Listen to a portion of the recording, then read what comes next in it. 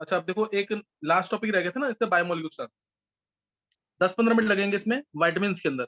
और अगर उससे टाइम मिलता है ना, अगर तो मैं थोड़ा सा तुम्हें पॉलीन्यूक्लियर कंपाउंड जो इसमें है, क्या कहते हैं, आईयूबीएसी नेमिंग में, वो बता दूंगा। उसके क्वेश्चंस नहीं आने, सिर्फ क्वेश्चंस नहीं आएंगे उसके, लेकिन कई बार ना उससे रिलेटेड केमिकल रिएक्शंस में कुछ कंपाउंड दे देते हैं, तो उससे घबराओ नहीं, इसलिए मैं तुम्हें वो करवा दूंगा टॉपिक, सही है। तो अभी नोट करना है, वाइटामिन प्योरली याद करने वाला टॉपिक है, शायद 9th-10th में तुमने पढ़ा भी हो, है ना। ये 9th-10th में पढ़ भी हो सकता पढ़ा हो ये तुमने, तो एक बार नोट कर लेंगे इसके बारे में। देखो वाइटामिन बहुत कम क्वांटिटी में ये चाहिए होते हैं हमें डाइट के अंदर, आउटसाइड सोर्स से लेना पड़ता है इसको, आउटसाइड सोर्स से लेना पड़ता है फॉर मेटाबॉलिज्म, सही ना, फॉर मेटाबॉलिज्म, मतलब डाइजेस्टिव सिस्टम को इम्प्रूव करने के लिए। और जैसे छोटी मोटी प्रॉब्लम आती हैं, कैसे प्रॉब्लम, जैसे जॉइंट्स में, बोन्स में, जॉइंट्स में पेन होना, या फिर आई साइट वीक होना, इस टाइप से ये वाली दिक्कतें इसमें आती हैं। और विटामिन जो है मेनली, ज्यादातर जितने भी विटामिन है ना, वो सब काम करते हैं एंटीऑक्सीडेंट्स का, तो है ना, फूड को स्पॉइल नहीं होने देंगे, वो सब काम किसका करते हैं, एंटीऑक्सीडेंट्स का। तो अब इससे रिलेटेड ही क्वेश्चन जो आना है, मैं वो तुम्हें बता दूंगा कि इसका क्वेश्चन किस टाइप के आते हैं। तो इससे रिलेटेड ही, जैसे अगर विटामिन जो हैं दो तरीके के होते हैं, they are needed in very small quantity in our diet for metabolism. ये दो तरीके के विटामिन हैं, एक होता है वाटर सॉल्युबल, एक होता है फैट सॉल्युबल। वाटर सॉल्युबल कौन से हैं, vitamin B and C. B और सी क्या है, वाटर सॉल्युबल। और इसको तुमने याद किया होगा छोटी क्लासेस में भी, कीड़ा वर्ड से, ए डी ई के या कीड़ा वर्ड से, ये होते हैं फैट सॉल्युबल। बी और सी वाटर सॉल्युबल है, और ए डी ई के ये क्या है, फैट सॉल्युबल। बी जो है बी कॉम्प्लेक्स में काउंट होता है, क्योंकि इसमें बी 1 भी आता है, बी 2 भी आता है, बी 4 भी आता है, बी 6 भी आता है, बी 12 भी आता है, ये सब आते हैं इसके अंदर, B 1, B 2, B 6, B 4, B 6, B 12, ये सब आते हैं इसके अंदर। और एक एक्सेप्शन है इसके अंदर, वो ध्यान रखेंगे, एक एक्सेप्शन है इसके अंदर, बी 12।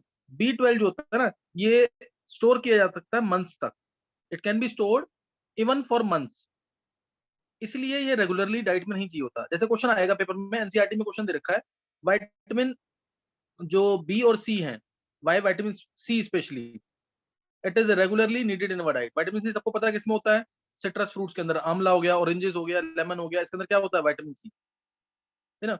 बी और सी रेगुलरली क्यों डाइट में चाहिए होते हैं, बी और सी, ये क्वेश्चन है एनसीईआरटी में दे रखा है, why vitamin B and C are regularly needed in our diets, क्योंकि ये क्या सॉल्युबल थे, ये कौन से सॉल्युबल है, वाटर सॉल्युबल। ये वाटर सॉल्युबल है। Since they are water soluble, so they are excreted through urine, ये यूरिन के थ्रू पास हो जाते हैं, जिसकी वजह से ये रेगुलरली चाहिए होता है डाइट के अंदर। दिस विटामिन बी एंड सी। और एक्सेप्शन क्या है इसके अंदर भी, बी 12, ये इतना रेगुलरली नहीं चाहिए, because it can be stored even for months, तो इसलिए ये इतना रेगुलरली नहीं चाहिए होता विटामिन बी 12। ये याद करना तुम्हें इसके अंदर, ठीक है? ये क्वेश्चन बनता है इसके अंदर। और ये तो फैट सॉल्युबल है, ये फैट सॉल्युबल है, तो इनकी बहुत ज्यादा रिक्वायरमेंट नहीं होती, इनकी बहुत ज्यादा रिक्वायरमेंट नहीं होती, ठीक है ना। विटामिन डी का तो मेन सोर्स सबको पता होगा, सी और डी के ज्यादातर पूछे जाते हैं। विटामिन डी का मेन सोर्स क्या है, सनलाइट, सनलाइट। सनलाइट। सनलाइट है ना। हाँ, सनलाइट इसका मेन सोर्स है। विटामिन ए का मेन सोर्स कैरेट्स बोलते हैं ना, ये मेनली आंखों के लिए होता है ना, विटामिन ए। जेरोप्थेलिमा डिसीज होती है इसके थ्रू, नाइट ब्लाइंडनेस कहते हैं इसको। चलो अब ये तुम्हें पढ़ना है इसके अंदर, ये तो वाटर सॉल्युबल, फैट सॉल्युबल। और एक विटामिन एच और याद रख सकते हैं, विटामिन एच, विटामिन एच, ये तो, ये ना तो फैट सॉल्युबल है ना ही वाटर सॉल्युबल, ना इधर fat soluble nor water soluble, ये इसके बारे में भी याद रख सकते हैं, neither water soluble nor fat soluble. Vitamin H, ये मैंने तुम्हें बताया भी था उस दिन, इसका केमिकल नेम होता है बायोटिन। कई बुक्स में इसको विटामिन बी 7 भी दे रखा है, तो कंफ्यूज नहीं होना है, बी 7 करके दे रखा है, vitamin H biotin, neither water soluble nor fat soluble, तो ये याद कर लेंगे। अब आगे तो क्वेश्चन सिर्फ वही वाले हैं। अब ये एक तो ये कि अगर तुमने एक्सेस में ले लिया विटामिन को, एक्सेस में ले लिया, तो डिसीज क्या होती है, हाइपर विटामिनोसिस, हाइपर विटामिनोसिस। और अगर तुमने, और ये ए और डी की बात करते हैं, ज्यादातर ए और डी की बात करते हैं, ये एक्सेस में ले लिया तो हाइपर विटामिनोसिस। और अगर इनकी डेफिशिएंसी हो गई, जो ज्यादातर होती है, अगर इनकी डेफिशिएंसी हो गई तो ए विटामिनोसिस, तो हो जाएगा ए विटामिनोसिस। अगर एक्सेस हो गया ए और डी तो हाइपर विटामिनोसिस, और अगर कमी हो गई इनकी ए और डी की, विटामिन ए और विटामिन डी की, तो हो जाएगा ए विटामिनोसिस। ये तुम्हें और ध्यान रखना है इसके विटामिन के अंदर। इंपॉर्टेंट टॉपिक है, क्वेश्चन आए हुए हैं ऑब्जेक्टिव्स में भी, स्पेशली केमिकल नेम पूछे जाते हैं, डिसीज भी पूछ सकते हैं, तो ये तुम्हें करना है इसके अंदर। आगे तो तुम्हें याद करना पूरा, जैसे विटामिन ए आता है, ये ज्यादातर विटामिन ध्यान रखना एंटीऑक्सीडेंट्स का काम करते हैं, जिनकी बॉडी में रिक्वायरमेंट होती है एंटीऑक्सीडेंट्स की, ठीक है ना, एंटीऑक्सीडेंट्स का काम करते हैं ये। इसके अलावा अब विटामिन ए मैंने बोला, विटामिन ए, इसका केमिकल नेम जो है इसका रेटिनॉल होता है। रेटिनॉल आई से रिलेटेड है ना, रेटिना आई से रिलेटेड है। तो नाइट ब्लाइंडनेस इसके अंदर डेफिशिएंसी डिसीज होगी, नाइट ब्लाइंडनेस, या फिर जेरोप्थाल्मीया, जेरोप्थाल्मीया, जेरोप्थाल्मीया सही ना, स्पेलिंग एक बार तुम चेक कर लेना, स्पेलिंग चेक कर लेना जरूर, जेरोप्थाल्मीया और नाइट ब्लाइंडनेस।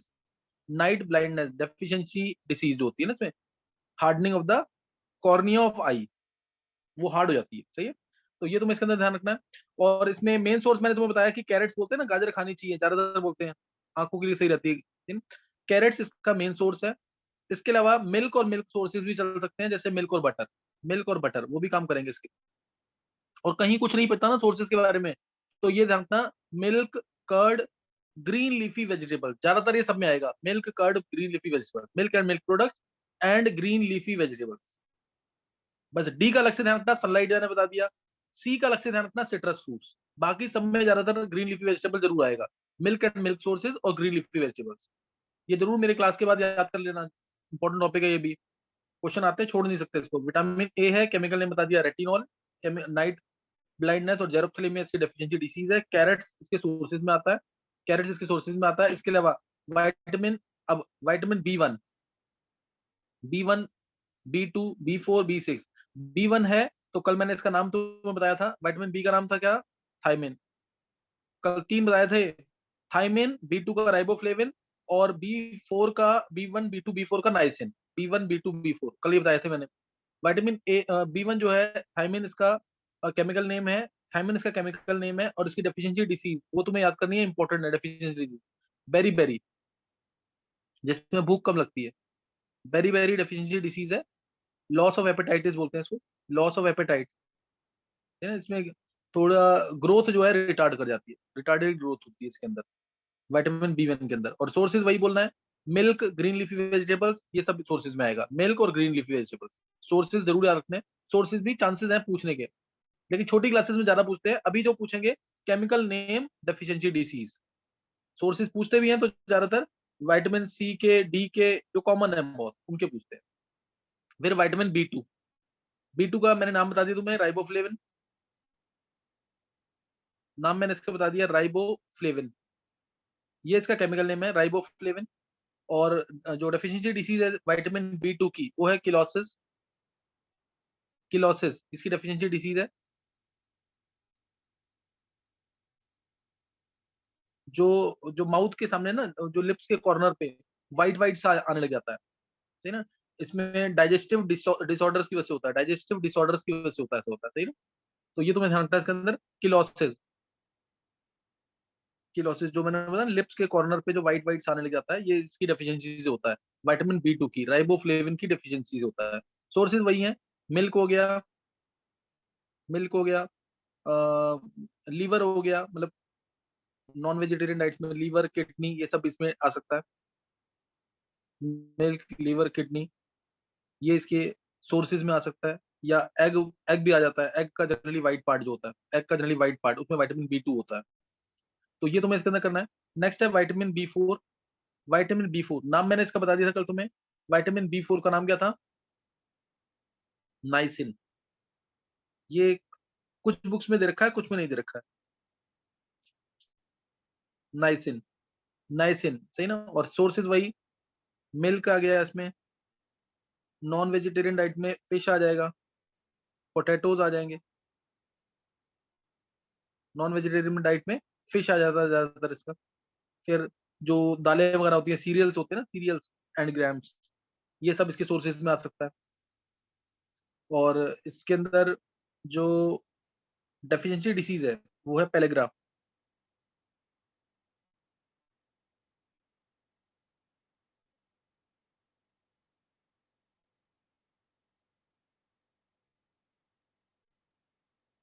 फिर vitamin B six chemical name is pyridoxine. Chemical name इसका पायरिडॉक्सिन है। और सोर्सेज जो है इसके विटामिन बी सिक्स के, मिल्क तो लिखना ही है तुम्हें, ज्यादातर सोर्सेज सेम आते हैं इसके। मिल्क इसके अंदर आ जाएगा, सेम मिल्क, और मिल्क के प्रोडक्ट्स तो जरूर आएंगे, चीज हो गया जैसे,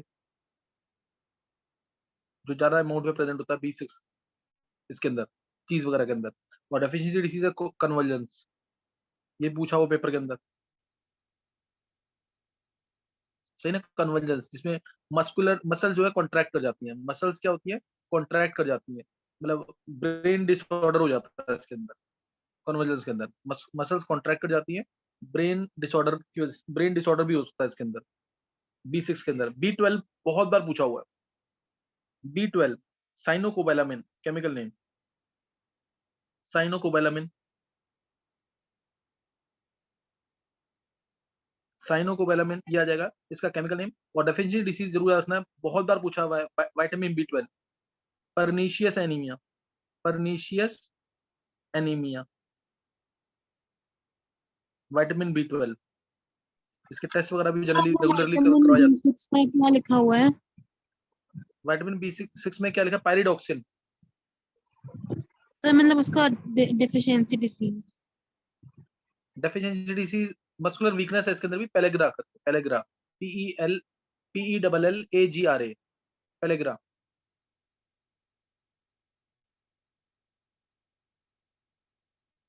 सही है। Yes sir. और इसकी विटामिन बी12 इंपॉर्टेंट है। डेफिशिएंसी डिसीज क्या है, परनीशियस एनीमिया, परनीशियस एनीमिया। इसमें कुछ ऐसा बोलते हैं लॉस ऑफ हार्ट बीट, जैसे 1 मिनट के अंदर 72 बार हार्ट बीट करता है ना, 72 हार्ट बीट्स होती हैं, तो पल्स जो होती है, पल्स काउंट जो होता है, वो ना बीच में लॉस कर जाता है, बीच में जैसे 2-3 पल्स अगर लॉस कर जाती है, जिसकी वजह से कई बार लॉस ऑफ कॉन्शियसनेस भी होती, लॉस ऑफ कॉन्शियस भी हो जाता है ना, बेहोश हो जाते हैं कई बार। तो ये ध्यान रखना इसके अंदर, परनीशियस एनीमिया ये इसकी डेफिशिएंसी डिसीज है। बी1 से लेके ना बी12 में ज्यादा इंपॉर्टेंट बी6 और बी12 है। बी वन भी ठीक ठाक है, पूछा हुआ है, बी1 बी2 दोनों पूछे हुए हैं, और बी6 बी12 पूछे हुए हैं, बी2 बी4 कम पूछे हुए हैं, बी2 बी4 कम पूछे हुए हैं। लेकिन करना तुम्हें सारा है, छोड़ना नहीं है तुम्हें इसके अंदर, करना पूरा है इसके अंदर, सही ना, करना पूरा है, छोड़ना नहीं है कुछ भी इसके अंदर। विटामिन बी12 में ना ज्यादातर जो बोलते हैं कर्ड दही लेना चाहिए ज्यादा, सही ना, दही ज्यादा लेना चाहिए, तो विटामिन बी12 की जो डेफिशिएंसी डिसीज है वो कम हो जाएगी। नेक्स्ट अब है, अभी अभी ये कॉमन वाले हैं, ये बहुत कॉमन वाले हैं, vitamin C, vitamin C, ascorbic acid, है ना, ascorbic acid, vitamin C, ascorbic acid इसका केमिकल नेम है। सिट्रस फ्रूट्स मैंने तुम्हें बता दिया इसके सोर्सेज हैं, सिट्रस फ्रूट्स इसके सोर्सेज है, आंवला हो गया, ऑरेंजेस हो गया, लेमन हो गया, ये सब जो खट्टे वाले होते हैं ना, वो विटामिन सी इसके अंदर होता है। और डेफिशिएंसी डिसीज इसकी स्कर्वी, ये सबने सुना होगा, इसके बारे में सबको पता होगा, स्कर्वी इसकी डेफिशिएंसी डिसीज है, ब्लीडिंग ऑफ गम्स जो बोलते हैं, ब्लीडिंग ऑफ गम्स, सही ना, जो मसूड़ों से खून वगैरह आता है ना, वो इसकी डेफिशिएंसी डिसीज में काउंट होता है, विटामिन सी की डेफिशिएंसी डिसीज है, ब्लीडिंग ऑफ गम्स, ये कॉमन है, ये पूछा भी ज्यादा जाता है, कॉमन भी है, पूछा भी ज्यादा जाता है, तो इसको करना है जरूर। इसके बाद, इसके बाद विटामिन सी के बाद आ गया विटामिन डी, ये भी बहुत कॉमन है, जो पेपर में पूछा जाता है, कैल्सीफेरॉल इसका, कैल्सीफेरॉल इसका केमिकल नेम है, केमिकल नेम कैल्सीफेरॉल है। मेन सोर्स इसका सनलाइट है, सनलाइट है मेन, इसलिए सबको पता है कि विटामिन डी का टेस्ट कोई भी करवाएगा, ज्यादातर वो उसकी जो डेफिशिएंसी आती ही आती है, किसी का 14 आ जाएगा, किसी का 15 आ जाएगा, इस टाइप से, जबकि होना चाहिए, जैसे इसकी लिमिट दे रखी रेंज होती है 20 से लेकर 100 तक, या 30 से 100 तक, डिपेंड करेगा डिफरेंट लैब्स के ऊपर। तो इसकी क्योंकि सनलाइट में कम जाते हैं लोग, इसलिए इसलिए क्या है, इसकी ये डेफिशिएंसी डिसीज है। और इसमें होता क्या है, डेफिशिएंसी डिसीज क्या है इसकी, rickets in child and osteomalacia in adult, बहुत इंपॉर्टेंट है, बोन की डिफॉर्मिटी हो जाती है, बोन्स थोड़ी वीक हो जाती है, सॉफ्ट हो जाती है इसके अंदर, सही ना। तो जॉइंट्स पे पेन वगैरह भी इस वजह से आता है, अगर इसकी डेफिशिएंसी होती है तो जॉइंट्स पे पेन वगैरह भी आता है, मैंने क्या बोला, rickets in child and osteomalacia in adults. ये सुना होगा सबने, ये इसके बारे में भी, विटामिन डी के बारे में भी। और कैल्सीफेरॉल इसका कॉमन नेम है, कैल्सीफेरॉल इसका कॉमन नेम है। विटामिन ई, विटामिन ई, इसमें ऑयल वगैरह लेना चाहिए, ये भी कॉमन हो चुका है। वेजिटेबल ऑयल्स जो होते हैं, वेजिटेबल ऑयल जो होते हैं वो लेने चाहिए, जैसे sunflower oil, wheat germ oil, ये सब ऑयल वगैरह की से ये इसके मेन सोर्स हैं विटामिन ई के। विटामिन ई के टोकोफेरॉल इसका कॉमन नेम, केमिकल नेम है, टोकोफेरॉल। और इसके अंदर भी मस्कुलर वीकनेस होती है, इसके अंदर भी मस्कुलर वीकनेस होगी, ये ध्यान रखना, इसके अंदर मस्कुलर वीकनेस होगी और लॉस ऑफ सेक्सुअल पावर इसके अंदर है ना। विटामिन ई की अगर डेफिशिएंसी है तो इससे ये होगा। इसके लिए मेन सोर्सेज इसके ऑयल हैं, व्हीट जर्म ऑयल और सनफ्लावर ऑयल, इसके मेन सोर्सेज हैं। विटामिन के, विटामिन के भी बहुत इंपॉर्टेंट है, ये भी पेपर में पूछा हुआ है। एडीई के लास्ट वाले जो है ना, एडीई के जो बोल रहा हूँ लास्ट में, स्पेशली सीडीई के, ये पूछे हुए हैं। विटामिन के, इसका केमिकल नेम है फाइलोक्विनोन, केमिकल नेम है इसका फाइलोक्विनोन। केमिकल नेम जरूर याद करें ना, पेपर में पूछे हुए हैं। विटामिन के का केमिकल नेम है फाइलोक्विनोन। इसके अंदर होता है कि जो ब्लड है वो थिन हो जाता है, ब्लड एक बार बहना स्टार्ट हो गया तो रुकेगा नहीं। तो poor clotting of blood, poor coagulation of blood और पुअर क्लॉटिंग ऑफ ब्लड होगा इसके अंदर। और इसके सोर्सेज में ज्यादातर क्या बोलते हैं, और हरी सब्जियां खानी चाहिए, ग्रीन लीफी वेजिटेबल इसके सोर्सेज है, ग्रीन लीफी वेजिटेबल। तो ये कॉमन है, ये पूछा जाता है पेपर में, ग्रीन लीफी वेजिटेबल लेने चाहिए। और जो डेफिशिएंसी डिसीज है ना, वो सेम चीज, पुअर क्लॉटिंग ऑफ ब्लड जो मैं बोल रहा हूँ, हेमरहेज, हेमरहेज, इसमें पैरालिसिस वगैरह भी होने के चांसेस होते हैं विटामिन के की डेफिशिएंसी डिसीज से। हेमरेज होगा, poor clotting of blood, poor coagulation of blood, मतलब खून निकलता है तो जम जाना चाहिए, कोगुलेट कर जाना चाहिए, वो जमता नहीं है, वो खून पतला होता है, वो बहता रहेगा, सही ना? तो ये विटामिन के की डेफिशिएंसी डिसीज से होगा, इसलिए ग्रीन लीफी वेजिटेबल लेना चाहिए, ग्रीन लीफी वेजिटेबल।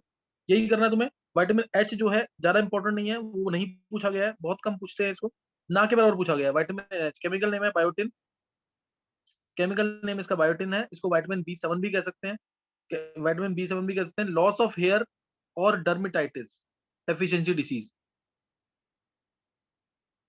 अर्शी मेरे को नहीं पता इसके बारे में, सही ना अर्शी? लॉस ऑफ हेयर और and dermatitis, loss of hair and dermatitis, ये इसकी डेफिशिएंसी डिसीज है विटामिन एच की। विटामिन एच केमिकल नेम इसका बायोटिन है। And it is neither fat soluble not water soluble, ना तो ये फैट सॉल्युबल है, ना ही क्या है, वाटर सॉल्युबल। तो ये मैंने बता दिया इसके अंदर। और इसमें भी पैरालिसिस होने के चांसेस होते हैं विटामिन एच की डेफिशिएंसी डिसीज से। ना ये पानी में सॉल्युबल है, ना ही ये ऑयल में सॉल्युबल है, ये तुम्हें करना है। और वही मिल्क और मिल्क के प्रोडक्ट्स और मीट वगैरह, ये इसके सोर्सेज है ना, ये इसके सोर्सेज हैं।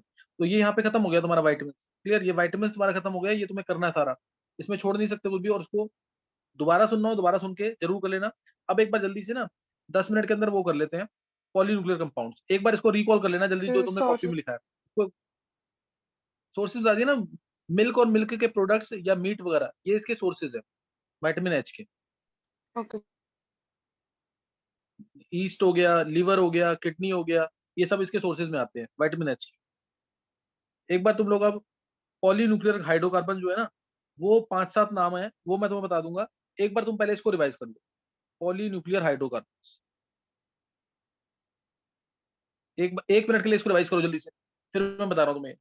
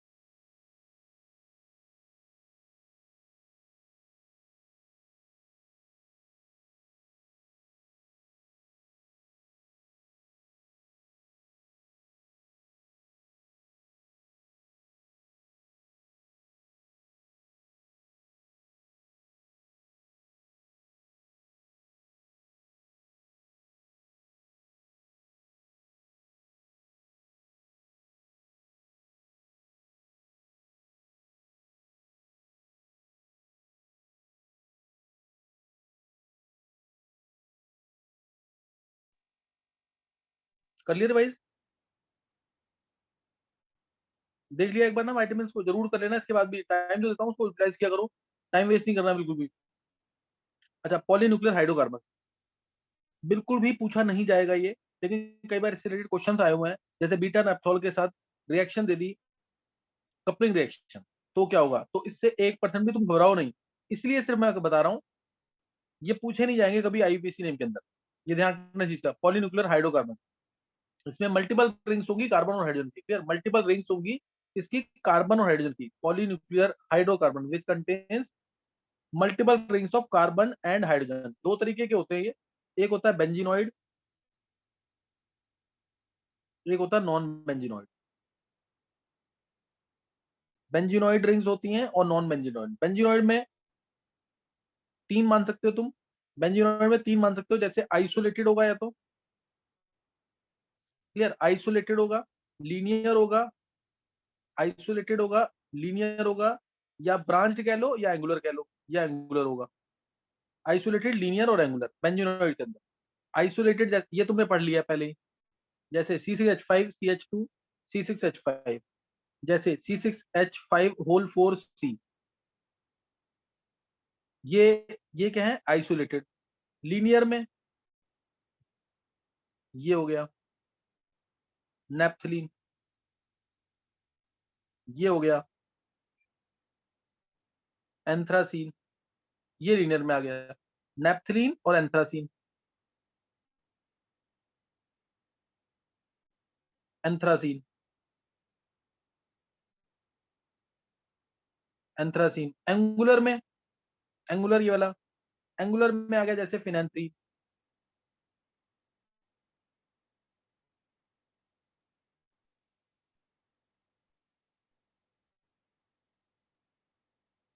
फिनेंथ्रीन,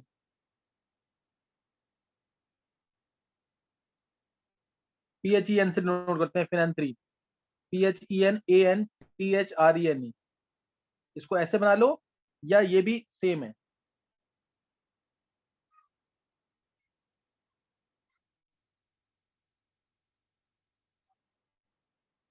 ये दोनों सेम है, दिस और दिस।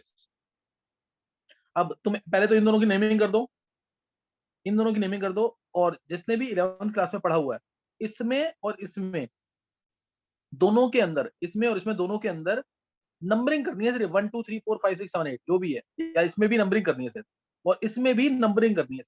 नंबरिंग कर दो बस, जल्दी करो ये ट्राई।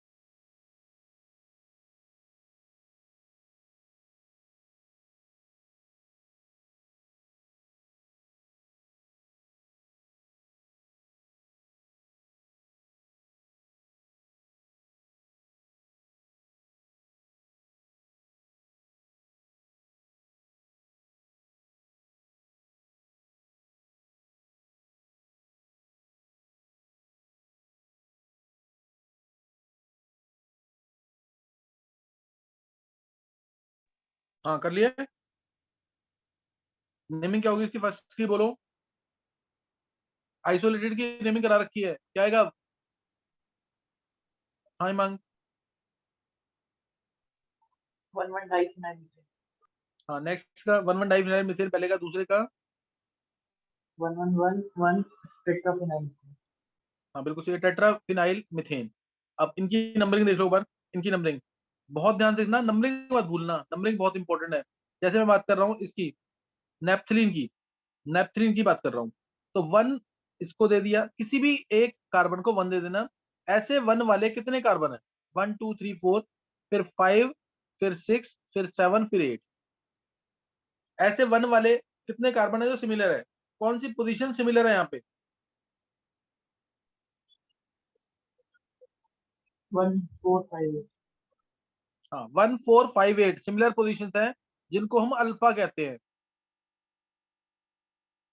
किसी को भी 1 दे सकते हैं डिपेंडिंग अपॉन द प्रेफरेंस, किसी को भी 1 दे सकते हैं। इसमें तो किसी को भी दे दोगे, इसमें कोई फर्क नहीं पड़ेगा। बाकी केसेस में 1 किसको देना वो सोचेंगे हम। और ये अल्फा पोजीशन है, ये अल्फा पोजीशन होती है अपना। ऐसे ही 2 3 6 7 पोजीशन इक्विवेलेंट है कि नहीं?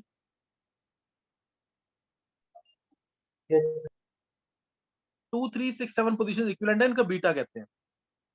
2 3 6 7 पोजीशन इक्विवेलेंट है, इनको बीटा कहते हैं। अच्छा अब एक चीज और, एक चीज और, इसमें कौन आंसर करेगा मैं देख लेता हूँ पहले। इसमें मनन, मनन, यस सर। मनन मेरे को बता कि इसमें ये वाली पोजीशन और ये वाली पोजीशन क्यों मार्क नहीं की? क्योंकि सर उधर कोई वो हाइड्रोजन है ही नहीं उधर। बहुत अच्छे मनन, पहले पहले पढ़ा हुआ है तूने कि अभी सोचा है? जैसे मतलब वो तो देख के समझ आ गया कि मतलब कैसे बताऊं, मतलब आ गया समझ, मतलब पढ़ा नहीं था सर पर पता है। चल बहुत अच्छे मनन, मनन देख तू कितना अच्छा सोच लेता है। बाकी बहुत सारे बच्चों को जो नहीं सोच पाए होंगे, यहाँ पे कोई हाइड्रोजन ही नहीं है जो सब्स्टिट्यूट हो सके, इसलिए इनको पोजीशन नहीं देते हैं। जहाँ पे कोई हाइड्रोजन, क्योंकि कार्बन तो है ही ना, तब भी यहाँ पोजीशन नहीं देते हैं, याद रखना है। सही ना? तो ये कंपाउंड है, इसकी नेमिंग में, इसकी नेमिंग में मैं एक दो एग्जांपल ले लेता हूँ। जैसे मैंने एग्जांपल लिया, मान लो यहाँ पे OH लगा दिया मैंने, तो इसका नाम होगा, इसका नाम क्या होगा? 1 नेफ्थॉल, 1 नेफ्थॉल या अल्फा नेफ्थॉल। और आगे मैं तुम्हें बताऊंगा अल्फा पोजीशन ज्यादा स्टेबल होती है, हायर टेम्परेचर में बीटा पोजीशन, नहीं तो अल्फा। इसका 1 नेफ्थॉल और या फिर अल्फा नेफ्थॉल, 1 नेफ्थॉल या अल्फा नेफ्थॉल, दूसरे की नेमिंग इसी में यहाँ पे लगा दिया हुआ है, तो क्या नाम होगा इसका? 1 नेफ्थॉल की 2 नेफ्थॉल? बीटा। हाँ बीटा नेफ्थॉल या 2 नेफ्थॉल, बीटा नेफ्थॉल या 2 नेफ्थॉल। OH लगा हुआ है यहाँ पे, सही ना? अब जैसे मैंने ये लगाया है यहाँ पे, यहाँ लगा दिया Cl और एक Cl लगा दिया से यहाँ पे, इसकी नेमिंग क्या होगी? इसकी नेमिंग क्या होगी?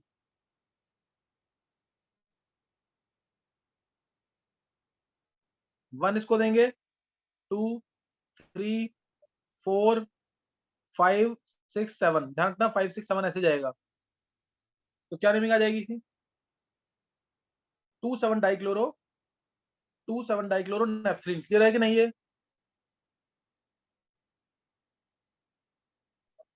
यस 2 7 डाइक्लोरो नेफ्थलीन, तो इसको भूलना नहीं बिल्कुल भी। नेक्स्ट,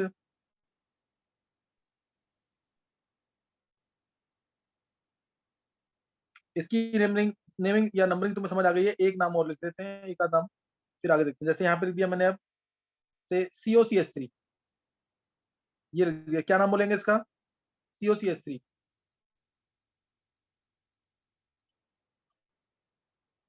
COCH3, मिथाइल 1 नेफ्थाइल, 1 जरूर देना है, मिथाइल 1 नेफ्थाइल कीटोन। क्या क्लियर है?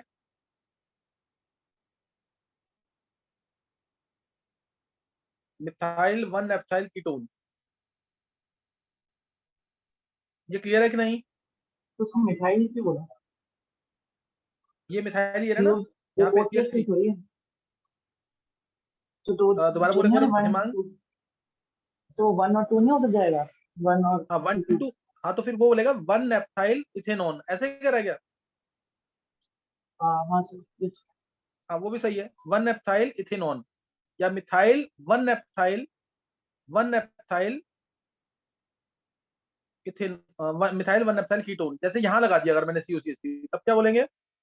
मिथाइल, अब इसे क्या बोलेंगे? मिथाइल 2 नेप्थाइल 1 2, समझा कि नहीं है हिमांग? ओके सर, ठीक है, यस सर, मिथाइल 2 नेप्थाइल, इसीलिए मैंने बोला था इस तरह से करनी नेमिंग, हमेशा 1 ऐसे ही मिलेगा इसको कॉर्नर वाले को, मिथाइल 2 नेप्थाइल कीटोन, मिथाइल 2 नेप्थाइल कीटोन। तो ये जो बताया इतना ही कर लेना सफिशिएंट है, बहुत डिटेल में जाने की जरूरत नहीं है। अब इसकी नंबरिंग देखो, 1 2 3 4 5 6 7 8 9 10, नंबरिंग समझ आ गई कि नहीं? इस कार्बन को क्यों नंबरिंग नहीं मिली, पता लग गया?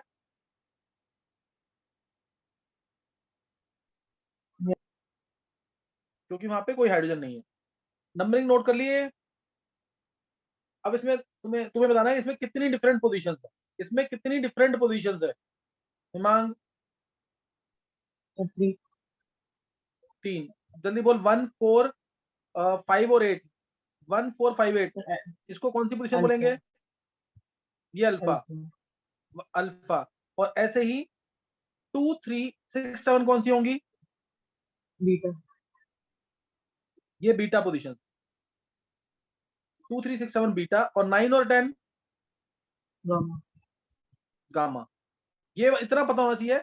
आगे मैं क्वेश्चन कराऊं इनके रेजोनेटिव स्ट्रक्चर्स कराऊं तो तुम्हें पता होगा, तब तुम्हें ये पता होना चाहिए, बस सिर्फ ये चीज पता होनी चाहिए। बट इसमें ये एंथ्रासीन है तो एंथ्रासाइल लिखेंगे इसके अंदर, अगर ये एज ए सब्स्टिट्यूएंट आता है तो एंथ्रासाइल, अगर ये एज ए सब्स्टिट्यूएंट आता है तो एंथ्रासाइल नाम होगा इसका। क्लियर है कि नहीं? ये